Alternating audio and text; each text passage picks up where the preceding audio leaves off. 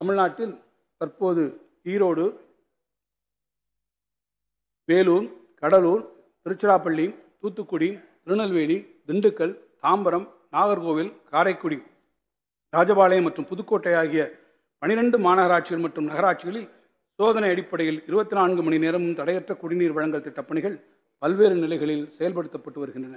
இதே அடிப்படையில் மதுரை மற்றும் சேலம் மாநகராட்சியிலும் 24-25ஆம் நிதியாண்டில் 24 மணி நேரமும் தடையற்ற குடிநீர் விநியோகம் விரிவுபடுத்தப்படும். பெருநகர சென்னை மாநகராட்சியில் பொது கழிப்பறைகளை நவீன முறையில் சீரமைத்து வடிவமைத்தல், இயக்குதல், பராமரித்தல் மற்றும் புதிய கழிப்பறைகளை கட்டுதல் பணிகளுக்காக அரசு தனியார் பங்களிப்பு முறையில் பெருநகர சென்னை மாநகராட்சியில் 430 கோடி ரூபாய் மதிப்பீட்டில் ஒரு திட்டம் செயல்படுத்தப்பட்டு வருகிறது. அதன் தொடர்ச்சியாக இதே முறையில் இந்த ஆண்டில் கோயம்புத்தூர், திருச்சிராப்பள்ளி மற்றும் பெருநகர சென்னை மாநகராட்சியின் பிற பகுதிகளிலும் இத்திட்டம் செயல்படுத்தப்படும். சென்னை மாநகரின் குடிநீர் தேவை நிறைவு செய்யும் நோக்கத்தோடு 1517 கோடி ரூபாய் மதிப்பில் நெமிலியில் கடல் நீரை குடிநீராக்கும் நிலையம் ஒன்று அமைக்கப்பட்டு வருகிறது. 9 லட்சம் மக்கள் பயன்பெறும் வகையில் 150 மில்லி லிட்டர் திறன் கொண்ட இந்நிலையம் நிறைவுறும் தருவாயில் உள்ளது. விரைவில் பயன்பாட்டிற்கு கொண்டு வரப்படும். 2007ஆம் ஆண்டில் அறிமுகப்படுத்தப்பட்டு வெற்றிகரமாக செயல்படுத்தப்பட்ட ஒகேனக்கல் கூட்டு குடிநீர் திட்டத்தின் 2ஆம் கட்ட பணிகள் 7890 கோடி ரூபாய் செலவில் செயல்படுத்தப்படும். இத்திட்டத்தினால் தருமபுரி மற்றும் கிருஷ்ணகிரி மாவட்டத்தில் உள்ள ஓசூர் மாநகராட்சி, தருமபுரி மற்றும் கிருஷ்ணகிரி நகராட்சிகள், 16 பேரூராட்சிகள், 20 ஊராட்சி ஒன்றியங்களில் அமைந்துள்ள 6802 ஊரக குடியிருப்புகளில் வசித்து வரும் 40 லட்சம் மக்கள் பயனடைவதுடன் அப்பகுதிகளின் தொழில் வளர்ச்சிக்கும் இது உதவும். கொள்ளிடம் ஆற்றினை நீராதாரமாக கொண்டு பெரம்பலூர் மாவட்டம் பெரம்பலூர் நகராட்சியில் உள்ள சுமார் 65,000 மக்களுக்கு தேவையான அளவு குடிநீர் வழங்கும் பொருட்டும், பெரம்பலூர் மாவட்டத்தில் எறையூர் மற்றும் பாடலூரில் அமைந்துள்ள சிப்காட் தொழில் வளாகத்திற்கு தேவையான நீரை வழங்கும் பொருட்டும் ஒரு கூட்டு குடிநீர் திட்டம் 366 கோடி ரூபாய் மதிப்பீட்டில் செயல்படுத்தப்படும். காவிரி ஆற்றை நீராதாரமாக கொண்டு நாமக்கல் மாவட்டம் சேந்தமங்கலம், எருமப்பட்டி, கபிலர்மலை மற்றும் பரமத்தி ஆகிய 4 ஒன்றியங்களில் உள்ள 216 குடியிருப்புகளில் வசிக்கும் சுமார் 2 லட்சம் மக்கள் பயன்பெறும் வகையில் ஒரு கூட்டு குடிநீர் திட்டம் 358 கோடி ரூபாய் மதிப்பீட்டில் செயல்படுத்தப்படும். வைகை ஆற்றை நீராதாரமாக கொண்டு திண்டுக்கல் மாநகராட்சி, சின்னாளப்பட்டி, சேபுகம்பட்டி பேரூராட்சிகள் மற்றும் ஆத்தூர், நிலக்கோட்டை, வத்தலக்குண்டு ஆகிய ஊராட்சி ஒன்றியங்களில் உள்ள 425 ஊரக குடியிருப்புகளில் வசிக்கும் சுமார் 6 லட்சம் மக்கள் பயன்பெறும் வகையில் ஒரு புதிய கூட்டு குடிநீர் திட்டம் 565 கோடி ரூபாய் மதிப்பீட்டில் நிறைவேற்றப்படும்.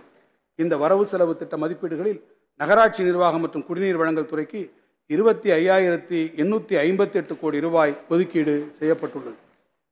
ஒரு சமூகத்தில் பெண்கள் அடையும் வளர்ச்சியை கொண்டே அச்சமூகத்தின் வளர்ச்சியை மதிப்பிட வேண்டும் என்று உரைத்த அண்ணல் அம்பேத்கரின் வழியில் ஆணுக்கு இங்கே பெண் நிகர் என்னும் சரிநிகர் சமத்துவ பாதையில் மகளிர் நலன் காக்க பல்வேறு நலத்திட்டங்களை தீட்டி தமிழ்நாடு அரசு செயல்படுத்தி வருகிறது.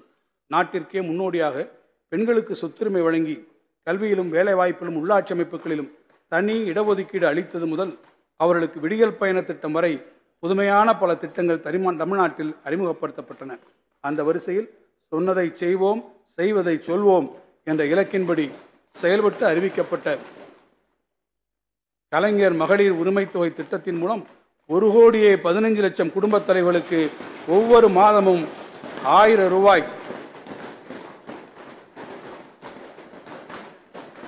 அவருடைய வங்கிக் கணக்கில் நேரடியாக செலுத்தப்பட்டு வருகிறது. விலைவாசி உயர்வால் தொடர்ந்து அதிகரிக்கும் குடும்ப செலவுகள் போன்றவற்றால் பாதிக்கப்பட்டுள்ள குடும்பங்களின் இல்லத்தரசிகளுக்கு மாதந்தோறும் 1000 ரூபாய் என்பது அவர்களது அன்றாட வாழ்க்கைக்கு பேருதவியாக இருப்பது மட்டுமன்றி அவர்கள் மாதந்தோறும் கணிசமாக சேமிக்கவும் வழிவகுக்கிறது. இத்திட்டத்தின் நோக்கம் தரவுகளின் அடிப்படையில் பயனாளிகளை தேர்வு செய்த முறை, திட்ட செயலாக்கத்தில் கணினிமயம் மற்றும் வெளிப்படைத்தன்மை ஆகிய அம்சங்கள் பெரும் வரவேற்பை பெற்றுள்ளன. மகத்தான இத்திட்டத்தை பல்வேறு மாநிலங்களில் உள்ள மகளிரும் பயன்பெறும் வகையில் எதிர்காலத்தில் இந்த நாடே பின்பற்றும் என்று நம்புகிறோம். மகளிர் நலன் காக்கும் இத்திட்டத்திற்காக இந்த ஆண்டு 13,720 கோடி ரூபாய் நிதி ஒதுக்கப்படும். மாண்புமிகு தமிழ்நாடு முதலமைச்சர் அவர்கள் பதவியேற்ற முதல் நாளிலேயே கையெழுத்திட்ட முதல் 5 கோப்புகளில் மகளிர் கட்டணமில்லாமல் பயணம் செய்ய அனுமதிக்கும் விடியல் பயணம் என்ற மகத்தான திட்டமும் ஒன்று. தமிழ்நாட்டு மகளிரிடையே பெரும் வரவேற்பை பெற்றுள்ள இத்திட்டம் அவருடைய சமூக பொருளாதார மேம்பாட்டிற்கு பெரிதும் துணை புரிவதாக பல்வேறு ஆய்வுகள் தெரிவித்திருக்கின்றன. சாதாரண கட்டண நகரப் பேருந்துகளில் விடியல் பயண திட்டத்தின் மூலம் பயணம் செய்யும் பெண்களின் சதவீதம் 40% 65% உயர்ந்துள்ளது. தினமும் சராசரியாக 50 லட்சம் மகளிர் பயணம் செய்து ஜனவரி 2024 நிலவரப்படி பேருந்துகளில் மகளிர் 444 கோடி பயணங்களை மேற்கொண்டுள்ளனர். மேலும் திருநங்கைகள் மற்றும் கடுமையாக பாதிக்கப்பட்ட மாற்றுத்திறனாளிகள் மற்றும் அவர்களது உதவியாளரும் கட்டணமில்லாமல் பயணம் செய்திட அனுமதிக்கப்பட்டுள்ளனர். தற்போது மாநிலத்தின் மலைப்பகுதிகளில் வாழும் மகளிர் பயன்பெறும் வகையில் நீலகிரி மாவட்டம், கொடைக்கானல், வால்பாறை போன்ற மலைப்பகுதிகளுக்கும் இத்திட்டம் விரிவுபடுத்தப்படும். மகளிரின் பேராதரவு பெற்ற இத்திட்டத்திற்கான மானியத் தொகையாக 3050 கோடி ரூபாயை 24-25 ஆண்டின் வரவு செலவு திட்ட மதிப்பீடுகளில் அரசு ஒதுக்கியுள்ளது.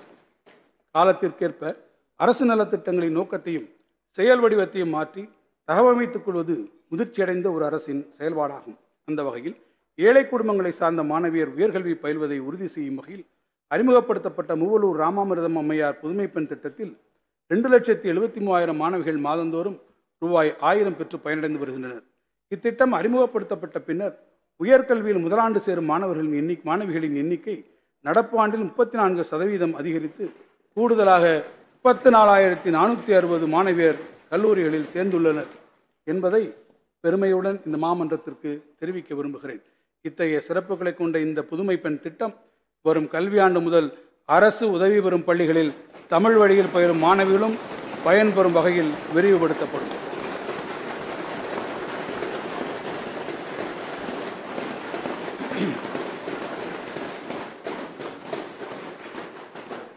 இந்த ஆண்டு இத்திட்டத்தை செயல்படுத்த 370 கோடி ரூபாய் நிதி ஒதுக்கப்பட்டுள்ளது. முதலமைச்சரின் காலை உணவு திட்டம். Nothing is more powerful than an idea whose time has come. புகழ்பெற்ற பிரெஞ்சு இலக்கியவாதியான விக்டர் ஹியூகோவின் காலத்தை வென்ற இந்த வாசகத்திற்கு 21ஆம் நூற்றாண்டில் செயல்வடிவம் கொடுத்தவர் நமது மாண்புமிகு முதலமைச்சர் அவர்கள். மதிய உணவு திட்டம் மற்றும் சத்துணவு திட்டம் போன்ற முன்னோடி திட்டங்கள் தமிழ்நாட்டில் திறம்பட நடைமுறைப்படுத்தப்பட்டு வருகின்றன.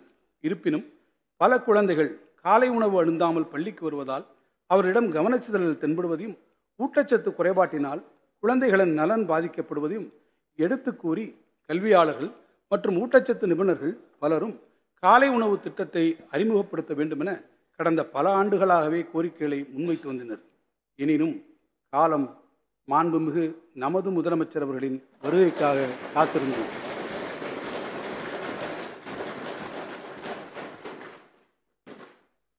சமூக நீதி அடிப்படையாக கொண்ட திராவிட மாடல் அரசின் மகத்தான திட்டமான முதலமைச்சரின் காலை உணவு திட்டம் கடந்த 2022ஆம் ஆண்டு பேரறிஞர் அண்ணா அவர்களின் பிறந்தநாள் அன்று மதுரையில் தொடங்கப்பட்டு பிறகு கடந்த 2023ஆம் ஆண்டு தமிழ்நாட்டில் உள்ள அனைத்து 3992 அரசு பள்ளிகளில் 1ஆம் வகுப்பு முதல் 5ஆம் வகுப்பு வரை பயிலும் 15 லட்சம் மாணவர்கள் பயனடையும் வகையில் விரிவுபடுத்தப்பட்டது.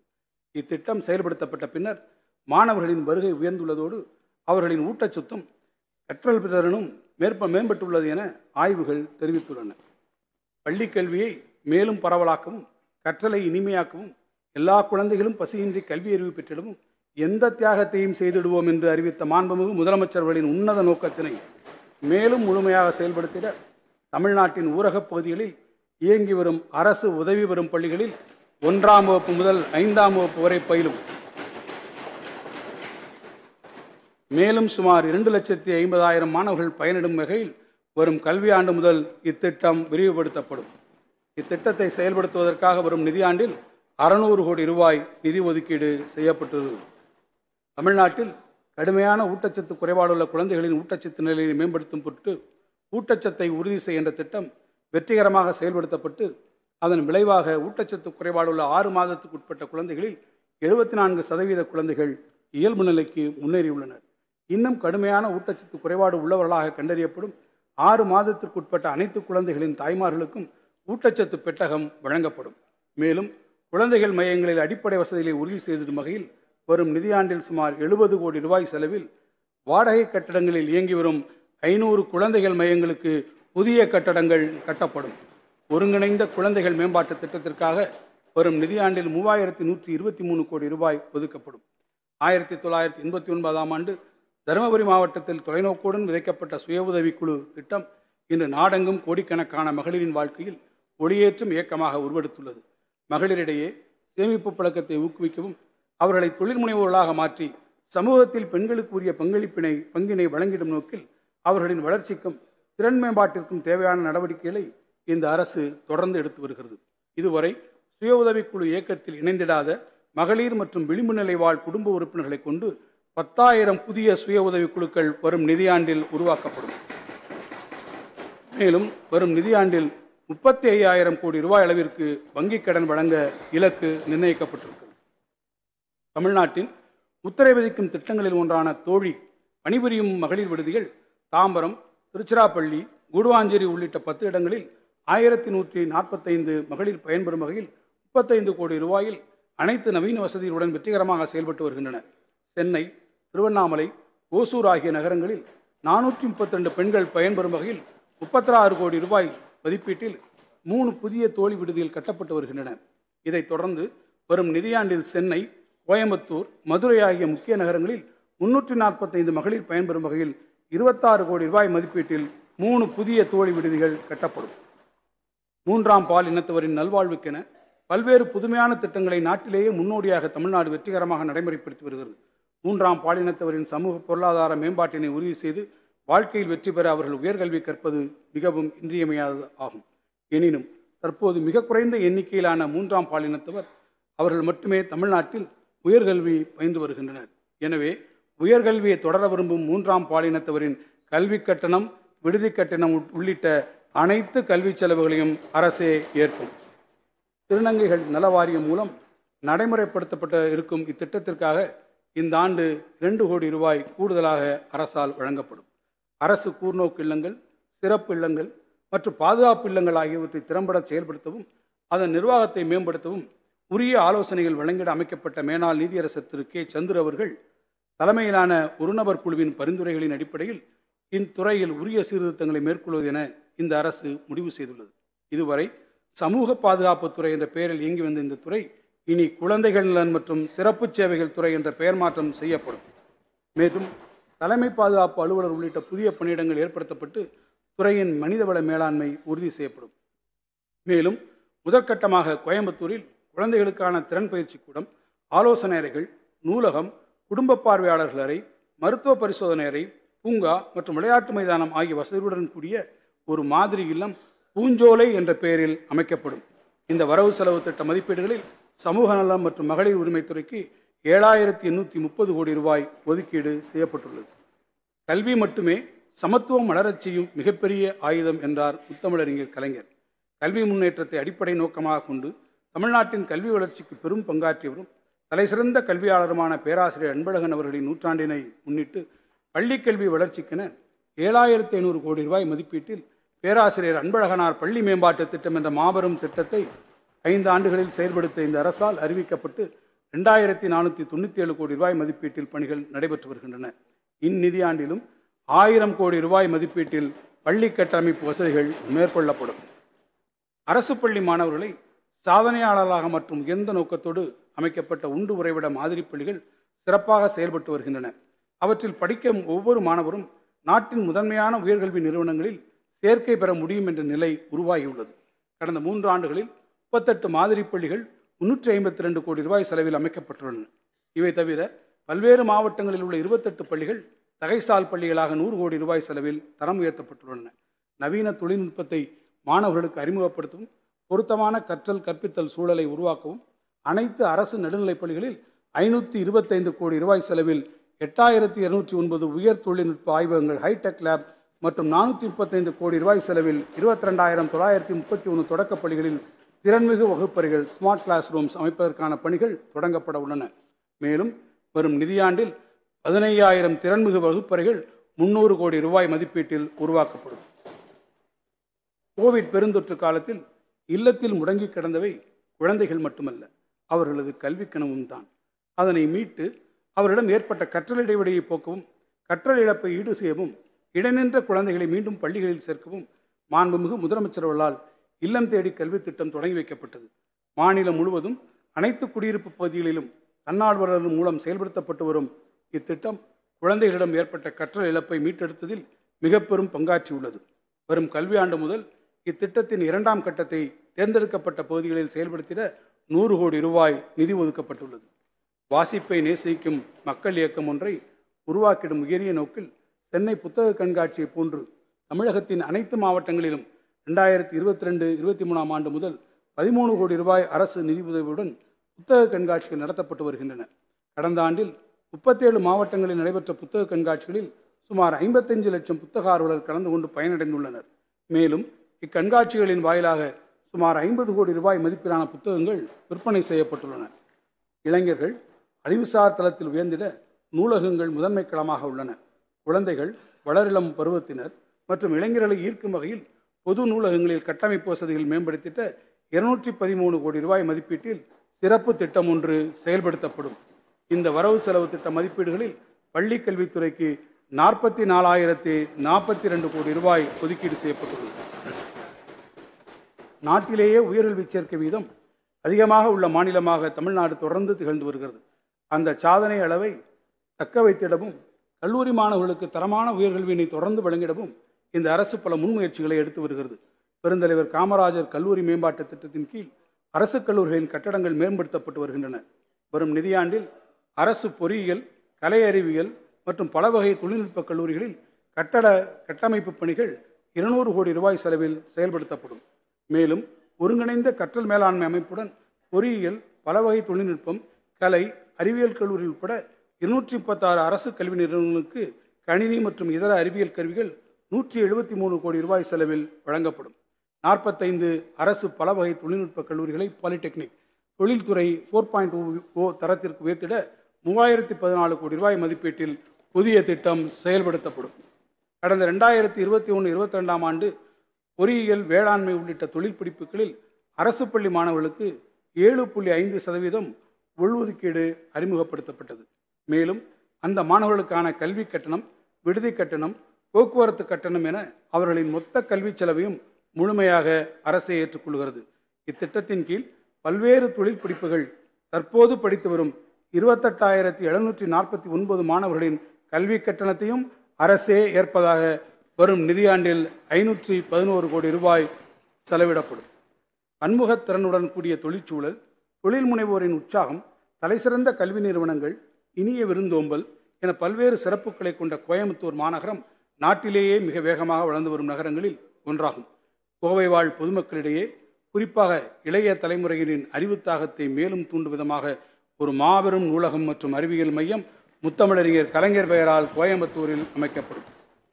இதில் உலகத்தரம் வாய்ந்த நூல்கள், பத்திரிகைகள், இதழ்கள் மற்றும் இணைய வளங்களும் இடம்பெறுவது மட்டுமின்றி விண்வெளி, எந்திரவியல், மெய்நிகர் தோற்றம், விர்ச்சுவல் ரியாலிட்டி, இயற்கை அறிவியல் என பல்வேறு அறிவியல் மற்றும் பொறியியல் பிரிவுகளை சார்ந்த கண்காட்சிகள் ஏற்படுத்தப்படும். மேலும் புத்தாக்க தொழில் நிறுவனங்கள் மற்றும் குறு சிறு மற்றும் நடுத்தர தொழில் நிறுவனங்களுக்கு திறன் வழங்கிடும் வகையில் ஒரு தொழில் வளர் காப்பகம், இன்குபேஷன் ஹப் ஏற்படுத்தப்படும். அறிவியலை கொண்டாடும் இப்புதிய மையம் அறிவுசார் தமிழ் சமுதாயத்தின் அடையாள சின்னமாக திகழும். இந்த வரவு செலவு திட்ட மதிப்பீடுகளில் உயர்கல்வித்துறைக்கு 8,212 கோடி ரூபாய் ஒதுக்கீடு செய்யப்பட்டுள்ளது.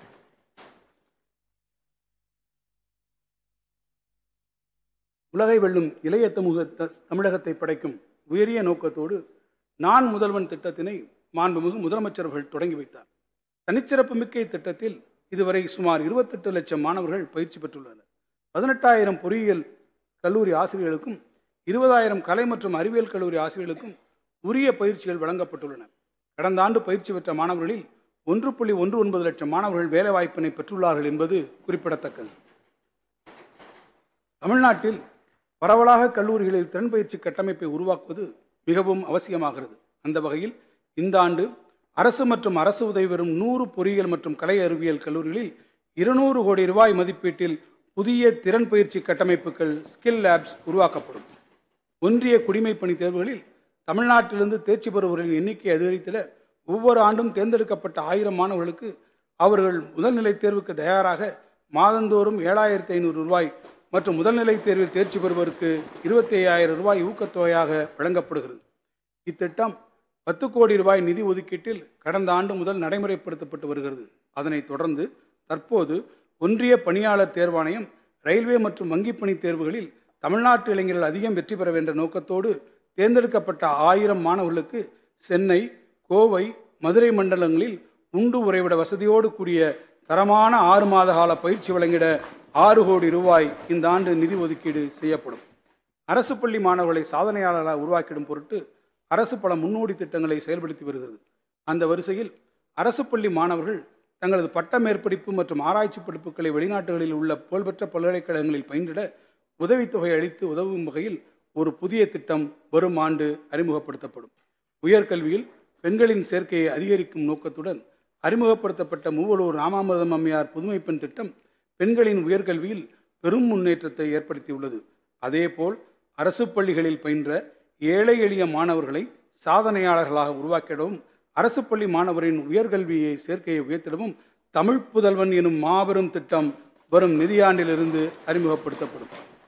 இத்திட்டத்தின் கீழ் 6 முதல் 12ஆம் வகுப்பு வரை அரசு பள்ளிகளில் பயின்று உயர்கல்வி சேரும் மாணவர்கள் பாடப்புத்தகங்கள், பொது அறிவு நூல்கள் மற்றும் இதழ்களை வாங்கி அவரது கல்வியை மெருகேற்றி உதவிடும் வகையில் மாதந்தோறும் 1000 ரூபாய் அவர்களின் வங்கிக் கணக்கில் நேரடியாக செலுத்தப்படும். இத்தகைய முன்னோடி திட்டங்களின் மூலம் நமது இளைஞர்களின் ஆற்றலை ஆக்கப்பூர்வமாக பயன்படுத்தி அவர்கள் நமது மாநிலம் மற்றும் நாட்டின் எதிர்கால தூண்களாக திகழ்வார்கள். இப்புதிய திட்டத்தின் மூலம் சுமார் 3 லட்சம் கல்லூரி மாணவர்கள் பயனடைவர். உயரிய நோக்கம் கொண்ட இத்திட்டத்தை நிறைவேற்றிட வரும் நிதியாண்டில் 360 கோடி ரூபாய் நிதி ஒதுக்கப்பட்டுள்ளது. தமிழ்நாட்டு மாணவர்களின் கல்லூரி கனவை நனவாக்கிடவும் அவர்தம் பெற்றோரின் நிதிச்சுமையை பகிர்ந்து கொள்ளும் வகையில் தேவையின் அடிப்படையில் 2024-25ஆம் ஆண்டில் 1 லட்சம் கல்லூரி மாணவர்களுக்கு 2500 கோடி ரூபாய் அளவிற்கு பல்வேறு வங்கிகளின் மூலம் கல்விக் கடன் வழங்குவதை அரசு உறுதி செய்யும். இளைஞர் நலன் மற்றும் விளையாட்டுப் போட்டிகளின் தலைமையகமாக தமிழ்நாட்டை மாற்றிடவும் லட்சிய வேட்கையுடன் ஒலிம்பிக் பதக்க வெற்றியாளர்களை உருவாக்கிட சென்னை, மதுரை, திருச்சி மற்றும் நீலகிரி மாவட்டங்களில் 4 ஒலிம்பிக் பயிற்சி மையங்கள் ஒலிம்பிக் அகாடமி நிறுவப்படும். இப்பயிற்சி மையங்கள் இறகுப்பந்து, கையுந்து பந்து, கூடைப்பந்து, தடகளம் உள்ளிட்ட விளையாட்டுக்கான உலகத்தரமிக்க பயிற்சிகளை வழங்குவதுடன் விளையாட்டு அறிவியலுக்கான மையங்களாகவும் செயல்படும். தமிழ்நாட்டு இளைஞர்களின் ஆற்றலையும் அறிவுத்திறனையும் ஆக்கப்பூர்வமாகவும் பயனுள்ளதாகவும் மெருகேற்றி தரணி ஓற்றிடும் சாதனையாளர்களாக உருவாக்கிட முதலமைச்சரின் இளைஞர் திருவிழாக்கள் தமிழ்நாடெங்கும் நடத்தப்படும். இளைஞர்களின் கலைத்திறமைகளை வெளிக்கொணரும் வகையில் பேச்சு, பாட்டு, இசை, நடனம் என பன்முகப் போட்டிகள் நடத்தப்படும்.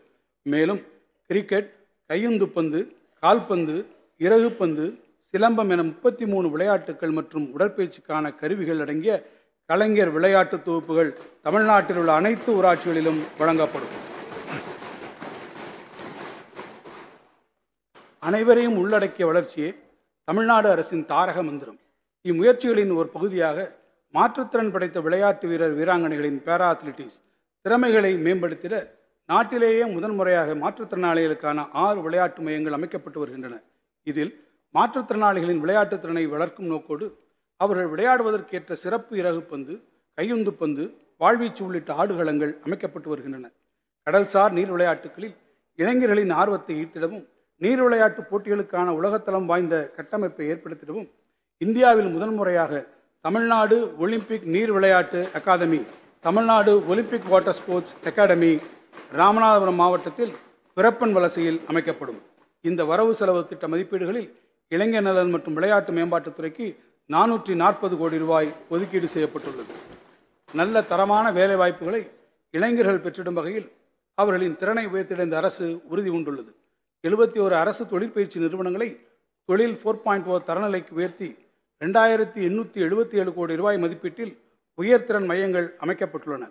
மேலும் கடலூர் மாவட்டம் வேப்பூர், திண்டுக்கல் மாவட்டம் குஜிலியம்பாறை, கிருஷ்ணகிரி மாவட்டம் போச்சம்பள்ளி, நாமக்கல் மாவட்டம் சேந்தமங்கலம், புதுக்கோட்டை மாவட்டம் கந்தர்வகோட்டை, ராமநாதபுரம் மாவட்டம் கமுதி, திருப்பத்தூர் மாவட்டம் நாட்ராம்பள்ளி, திருவாரூர் மாவட்டம் கூத்தாநல்லூர், திருவண்ணாமலை மாவட்டம் செங்கம் மற்றும் தூத்துக்குடி மாவட்டம் ஏரல் ஆகிய இடங்களில் 10 புதிய அரசு தொழிற்பயிற்சி நிறுவனங்கள் 111 கோடி ரூபாய் மதிப்பீட்டில் தொடங்கப்படும். அரசு தொழிற்பயிற்சி நிறுவனங்களில் பயிரும் மாணவர்களின் கல்வி கற்றல் தரத்தின மேம்படுத்திட திறன்மிகு வகுப்பறைகள் அமைக்கப்படும். தமிழ்நாட்டில் மருத்துவத்துறையின் தொடர் முயற்சிகளினால்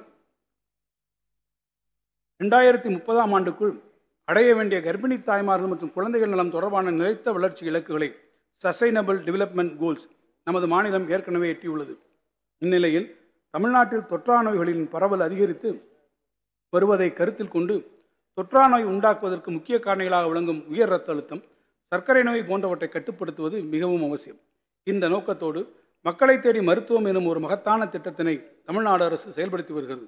குடும்பத்தில் உள்ள அனைத்து உறுப்பினர்களும் வீட்டிலிருந்தே பயன்பெறும் வகையில் சேவைகளை வழங்கும் இத்திட்டத்திற்காக 243 கோடி ரூபாய் ஒதுக்கீடு செய்யப்படும். மருத்துவ காப்பீட்டினை பயன்படுத்தி நோயாளிகளுக்கு சிகிச்சை அளிப்பதில் அரசு மருத்துவமனைகளின் பங்களிப்பை 50% மேலாக உயர்த்தி நாட்டிலேயே முதன்மை மாநிலமாக தமிழ்நாடு திகழ்கிறது. இந்த மருத்துவமனைகளில் கட்டமைப்பை மேலும் மேம்படுத்தி உயர் சேவைகளை வழங்குவதற்காக காப்பீட்டு தொகுப்பு நிதியிலிருந்து 200 கோடி ரூபாய் செலவிடப்படும்.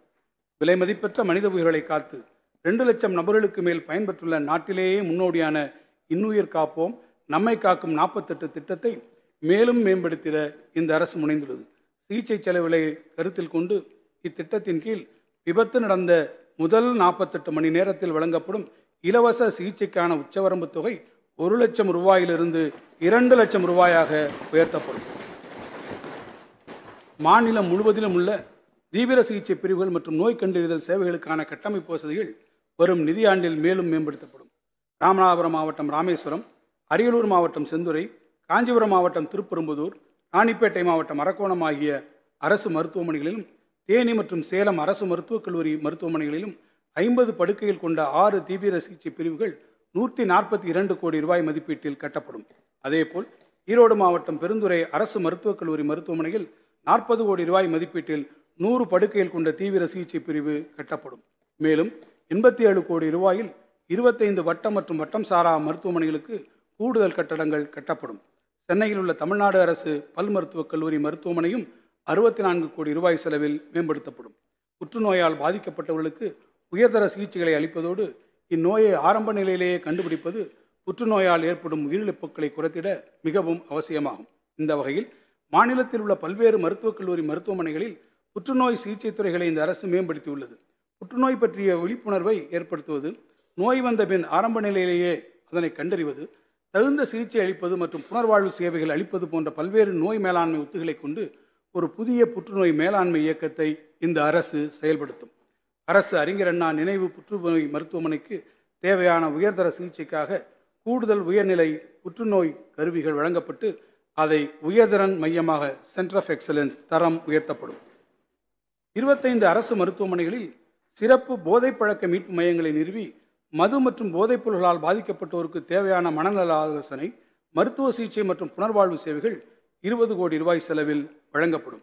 இந்த வரவு செலவு திட்ட மதிப்பீடுகளில் மருத்துவ மற்றும் மக்கள் நல்வாழ்வுத்துறைக்கு 20,198 கோடி ரூபாய் ஒதுக்கீடு செய்யப்பட்டுள்ளது. இந்தியாவின் முதலாவது PM மித்ரா ஜவுளி பூங்கா கடந்த ஆண்டு விருதுநகர் மாவட்டத்தில் ஒன்றிய மற்றும் மாநில அரசுகளின் கூட்டு முயற்சியால் தொடங்கப்பட்டது.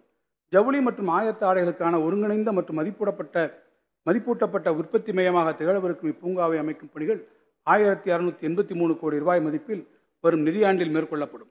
இதன் மூலம் 2 லட்சம் வேலை வாய்ப்புகள் உருவாக்கப்படும். மேலும் சிப்காட் நிறுவனம் மூலம் சேலம் மாவட்டத்தில் 111 ஏக்கர் பரப்பளவில் உருவாக்கப்பட்டு வரும் பூங்காவின் மூலம் 8000 நபர்களுக்கு வேலை வாய்ப்பை உருவாக்கும் வகையில் 800 கோடி ரூபாய் முதலீடுகள் ஈர்க்கப்படும்.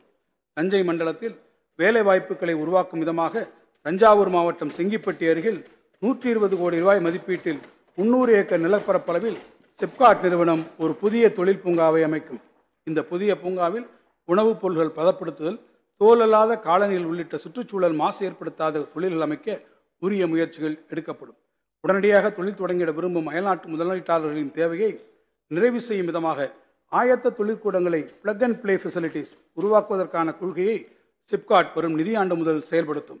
இந்த ஆயத்த தொழிற்கூடங்கள் பொதுத்துறை மற்றும் தனியார் பங்களிப்புடன் முதற்கட்டமாக கிருஷ்ணகிரி மாவட்டம் சூளகிரி மற்றும் திருவள்ளூர் மாவட்டம் மானலூர் ஆகிய இடங்களில் அமைக்கப்படும். தொழில்துறைகளில் பணிபுரியும் பெண்களின் எண்ணிக்கையில் நாட்டிலேயே அதிக பங்களிப்பை கொண்டிருப்பதும் மாநிலத்தின் தொழில் சூழமைப்பின் பாலின பன்முகத்தன்மையும் முற்போக்கான முதலீட்டாளர்கள் பலரை தமிழ்நாட்டிற்கு ஈர்க்கின்றன.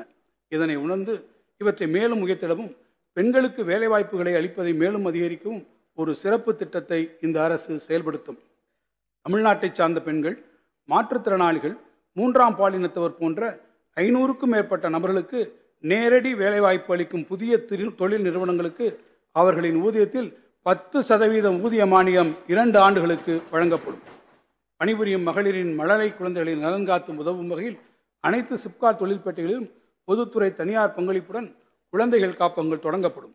மகப்பேறு, திருமணம் போன்ற பல காரணங்களினால் பணியில் இடைநிற்க நேரிட்டு மீண்டும் வேலைக்கு செல்ல விரும்பும் பெண்களுக்கு தேவையான தனித்திறன் பயிற்சி அளிப்பதற்கான புதிய திட்டம் ஒன்று அறிமுகப்படுத்தப்படும்.